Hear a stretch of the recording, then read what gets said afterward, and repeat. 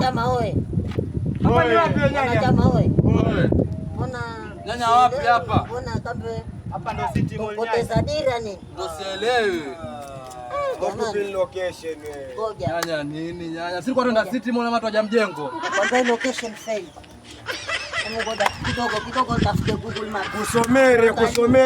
kusomere hawe. Timona hapa ngapi? Alafu nyanya. Naona mbona tumezidi leo hapa. Ngoja. Kwambia tena na ramani kubwa kweli. Compass yasema twende east, tunaenda northwest. Mama yangu.